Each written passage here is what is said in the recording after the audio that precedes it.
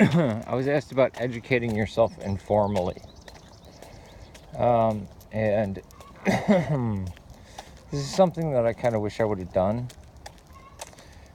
And I did do it. You actually wind up doing it after, you go through the rigmarole of colleges and getting lied to and actually getting ideas put in your head that takes years, if not a decade or decades, to get out of your head. And I don't know why this is, because it's taught by an authority figure. I mean, look at all the bullshit that's going on in colleges across the United States, They're actually teaching white kids that they are the devil and that they are somehow racist, right? I mean, ludicrous.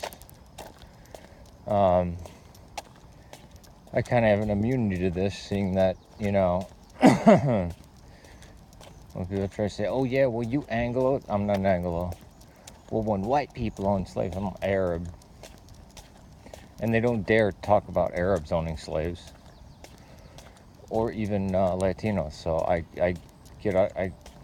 never had the white guilt. I've been attacked by blacks before for not being sufficiently black enough or whatever, but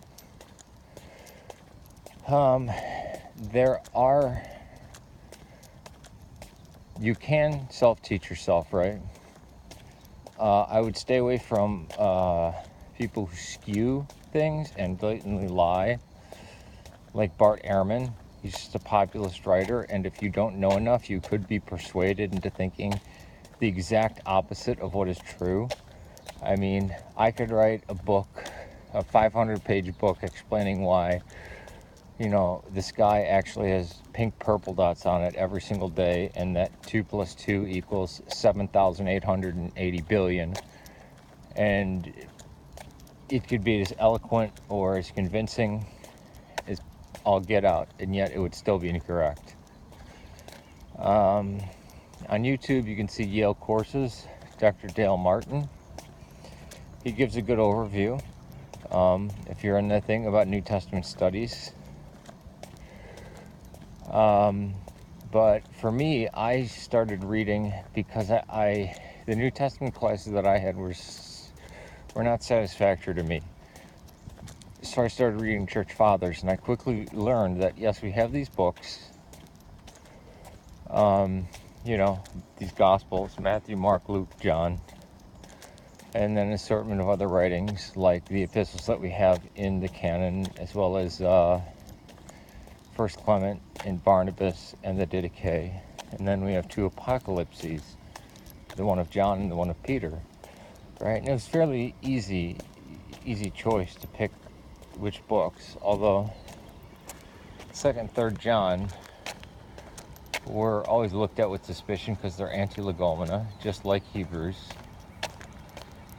But kind of at the end of the day, what harm did they do? So if anything, it's not like something was left out of Scripture. It's just that maybe quasi-spurious stuff got in there, like Jude and 2nd Peter. But that doesn't make any big impact at all, right?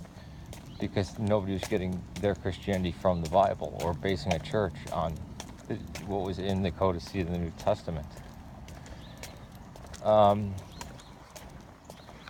I would go through and read the Church Fathers and look at the archaeology. The minimalists, I remember in the 90s, the minimalists were always trying to say, oh, see, King David didn't exist, King Solomon didn't exist. They were always trying to prove Jesus didn't exist, this and that.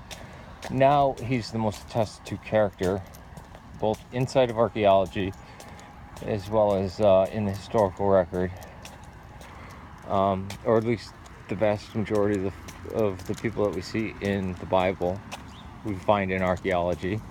Their names scrolled in things and saying, this king who is the son of this king who had these many princes, and they all line up, right?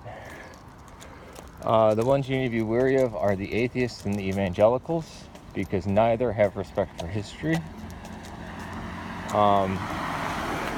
A Roman Catholic school would be great to go to. Yeah, I actually might even start up an online thing You know, obviously there's no credits toward going towards college, but just something free to educate people so that you guys can go out and educate other people, because we must fight for the truth. And an ignorant populace is a weak populace.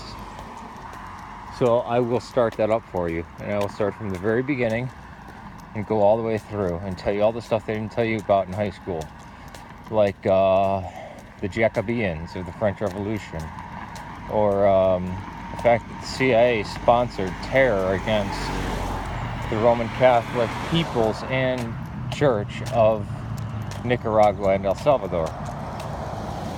Okay? Peace to you.